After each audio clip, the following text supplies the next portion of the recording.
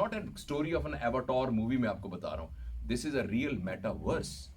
अगर किसी ने मेटावर्स का अभी तक नाम नहीं सुना तो अभी आप मेटावर्स में जाएं और कंप्यूटर में दाखिल हो जाएं और जाके अपना एक एवाटार बना लें और आप भी अपना एक एवाटार बना लें और आप बाहर बैठ जाएं और आप दोनों बैठ के एक मीटिंग कर रहे हैं और वो मीटिंग आपके बिहाफ पे एवाटार कर रहा है और वो एल्गोरिदम की बेस पर आपसे बेहतर फैसला कर रहा है कि डील करनी है कि नहीं करनी है। और अभी इस वक्त as we speak right now you can buy a plot in Dubai.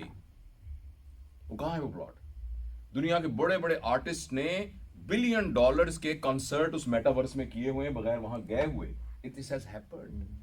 तो सॉरी बात लंबी हो गई, लेकिन मैं अर्ज करना चाहता हूं कि इस सारे में जब मैं ये बात करता हूं ना, बहुत सारे लोग ये कहते हैं डॉक्टर साहब, मैं अभी NICVD में एक था फंक्शन कराची में, उन्होंने कहा आप हमें डरा रहे हैं, आप डर रहे, ये तो ऐसे कर रहे हैं। तो क्या पता जिस वक्त लाउड स्पीकर हुआ था तो उलमा ने फतवे दिए थे कि इसमें से शैतान बोलता है। तो और जब प्रिंटिंग प्रेस हुआ था तो उन्होंने फतवे दिए थे कि ये तो प्रिंटिंग प्रेस जो है ना इसमें वो है। तो बाद में देखा कितना हुआ, तो ये तो बड़ी डेवलपमेंट है, इससे तो बहुत ज़बरदस्त हो जाएगा। तो मैंने उनसे मैं ये अर्ज करता हूँ कि इस बात का इम्कान है कि इससे दुनिया जन्नत बन जाएगी, लेकिन ह्यूमन बिहेवियर को हम एक्स्ट्रा प्लॉट करें तो ह्यूमन बिहेवियर और हिस्ट्री हमें यह बताती है कि ये जन्नत नहीं बनेगा, ये जहन्नुम बनेगा। क्योंकि इस दुनिया में कुछ ऊपर लोग ऐसे मौजूद हैं जो सिर्फ पैसे से गवर्न होते हैं।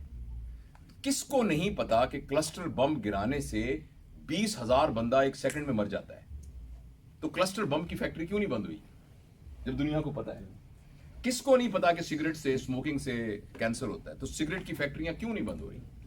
इसलिए कि दुनिया जो है उसमें दुनिया में ऐसे लोग मौजूद हैं जो कि प्रॉफिट, और उन प्रॉफिट वालों ने एक और फिक्शन क्रिएट किया जिसका नाम है human rights.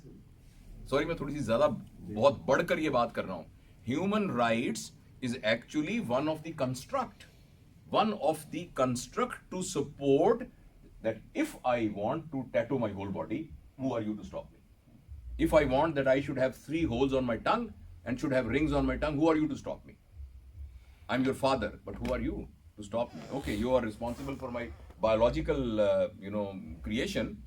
I came through you for my biological existence, but that doesn't mean you stop me for calling myself as a girl, whereas I'm Javed Iqbal. Right? So, इसलिए ये बहुत सारी बातें जो इस तरह से दुनिया के अंदर हैं, वो actually is a part of an agenda to actually promote and milking the money on the top. तो ये सब कुछ से अब मैं खत्म करता हूं इस टॉपिक को। अब करें क्या? करें वो जो आपने सर फरमाया है, जो आपने बताया, वो ये करें कि वी कैन नॉट, इससे जान नहीं हम छुड़ा सकते। हमें वो मेरी बहन है, जो एक ही बहन है, वो डब्ल्यू रहती है, वो कहती भाईजान आप पंजाबी समझते हैं ना? कहते मोबाइल गुम हो जाए ना, इंज लगता है जिसमें छोटा काका गुआच गया।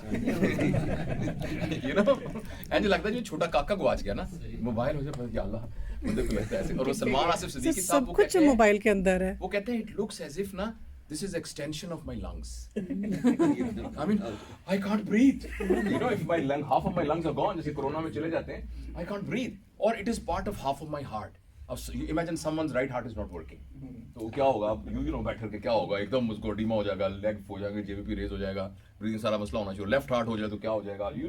All of those things. So this appears for us as an extension of one of our body organs, like lungs, like our kidneys, like our brain, or whatever. तो इसका हल ये है कि सर इसको उतनी ही औकात दें जितनी इसकी औकात है, और वो औकात बहुत जबरदस्त है। This is a wonderful gadget for information. अभी डॉक्टर साहब दवाई लिखेंगे, अचानक को ख्याल आएगा यार ये चाइल्ड बियरिंग एज में है, तो चाइल्ड बियरिंग एज में प्रेगनेंसी में ये सेफ है कि नहीं? And suddenly what a wonderful thing, वरना कहाँ से मैं ढूंढता, कहाँ से मैं पता करता? Information, very nice. और सर इन्फॉर्मेशन वो जो जरूरी है, अदरवाइज तो भरमार है इन्फॉर्मेशन की। तो बस उसको जो फिल्टर जो चाहिए आपको, इंफॉर्मेशन एंड कम्युनिकेशन। और ये पाबंदी प्लीज बच्चों की शिकायत ना कीजिए, प्लीज बच्चों की शिकायत ना कीजिए, इसके रिस्पॉन्सिबल हम खुद हैं। We have to role model it as an adult. जिनके तो बच्चे अभी, आपके बच्चे 3 महीने के आपने कहा था? जी मेरे 3 बच्चे हैं। छोटी की आपने क्या एज बताई? 7 हफ्ते। वो जो 7 हफ्ते वाली है ना, शी इज द वन। वैसे 7 हफ्ते आप लेट हो गए, had to be at least 6.5 weeks before.